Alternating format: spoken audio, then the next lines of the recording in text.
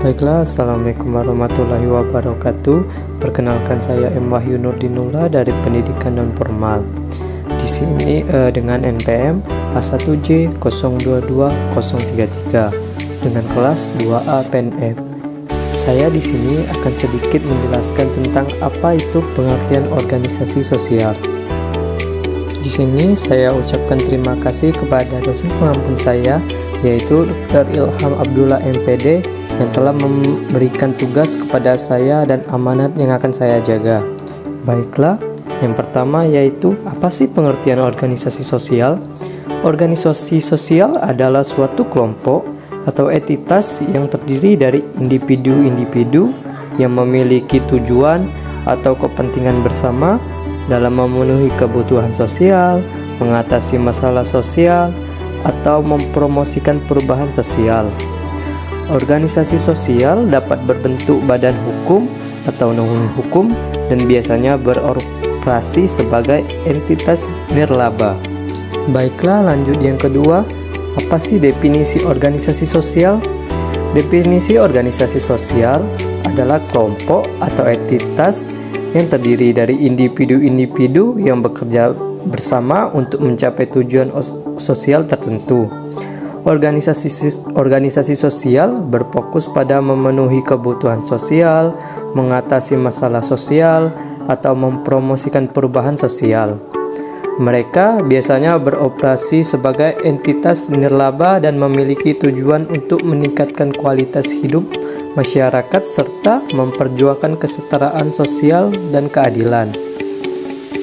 Organisasi sosial dapat berbentuk badan hukum atau non-hukum, dan mereka dapat beroperasi pada tingkat lokal, nasional, atau internasional. Baiklah, lanjut contoh-contoh organisasi sosial. Salah satunya yang pertama, Amnesty International, yaitu organisasi ini berfokus pada perlindungan hak asasi manusia di seluruh dunia. Mereka melakukan advokasi, kampanye, dan penelitian untuk melawan pelanggaran hak asasi manusia. Yang kedua, Oxfam. Organisasi ini berfokus pada memberantas kemiskinan dan ketidakadilan di seluruh dunia. Mereka bekerja untuk memberikan bantuan darurat, memperjuangkan akses terhadap pendidikan dan kesehatan, serta mempromosikan keadilan sosial. Yang ketiga, Red Cross atau Palang Merah. Organisasi kemanusiaan ini menyediakan bantuan medis, darurat, pertolongan bencana, serta mendukung program kesehatan dan kesejahteraan masyarakat. Misi mereka adalah menyelamatkan nyawa dan meringankan penderitaan manusia di seluruh dunia. Baiklah, yang kemudian yaitu ciri-ciri organisasi sosial. Adapun yang pertama yaitu organisasi sosial harus memiliki tujuan sosial. Tujuan sosial adalah organisasi sosial memiliki tujuan yang berorientasi pada kepentingan sosial dan kesejahteraan masyarakat. Yang kedua, nirlaba.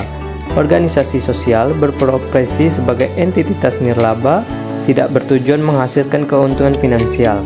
Yang ketiga, keanggotaan organisasi. Keanggotaan organisasi harus wajib mempunyai organisasi sosial, memiliki anggota atau sukarelawan yang terlibat aktif dalam kegiatan organisasi. Yang keempat, struktur organisasi. Organisasi sosial harus memiliki struktur organisasi yang terorganisir dengan pengurus atau dewan pengarah. Yang kelima, penggalangan dana.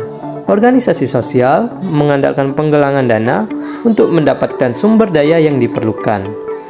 Yang keenam, jaringan dan kemitraan. Organisasi sosial harus terlibat dalam membentuk jaringan atau kemitraan dengan organisasi lain. Yang ketujuh, dampak sosial. Organisasi sosial berusaha menciptakan perubahan positif dalam masyarakat dan meningkatkan kualitas hidup. Baiklah, lanjut dampak positif dan negatif organisasi sosial. Yang pertama, dampak baik. Meningkatkan kesejahteraan sosial. Organisasi sosial dapat memberikan dukungan dan bantuan kepada mereka yang membutuhkan, meningkatkan akses terhadap pendidikan, kesehatan, dan kebutuhan dasar lainnya, serta memperjuangkan kesetaraan sosial. Yang kedua, perubahan sosial yang positif. Melalui upaya advokasi dan kampanye mereka, organisasi sosial dapat menciptakan perubahan sosial yang positif, seperti mengatasi masalah kemiskinan, pengangguran, atau ketidakadilan. Yang ketiga, pemberdayaan masyarakat. Organisasi sosial dapat memperdayakan masyarakat dengan melibatkan mereka dalam program dan kegiatan.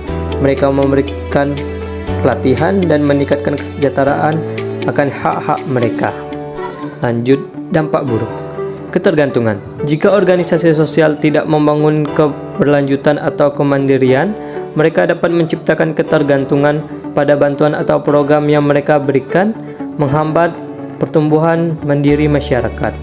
Yang kedua, konflik dan politisasi. Terkadang organisasi sosial dapat terlibat dalam konflik atau politisasi isu-isu sosial yang dapat membagi masyarakat dan menghambat kemajuan yang seharusnya dicapai. Yang ketiga, pengelolaan yang tidak efisien. Beberapa organisasi sosial mungkin menghadapi tantangan dalam pengelolaan sumber daya dan dana mereka terima, sehingga menyebabkan ketidakefisienan dan potensi penyalahgunaan. Baiklah, yang terakhir yaitu tujuan organisasi sosial.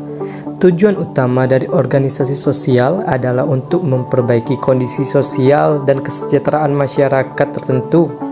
Mereka bekerja untuk mengatasi masalah sosial seperti kemiskinan, pengangguran, kekurangan pangan, pendidikan, kesehatan, atau isu-isu lingkungan. Organisasi sosial dapat berfokus pada tingkat lokal, nasional, atau internasional. Baiklah, sekian, terima kasih. Itulah sedikit pembahasan kita pada hari ini. Saya akhiri. Wabillahi taufiq wal hidayah. Wassalamualaikum warahmatullahi wabarakatuh.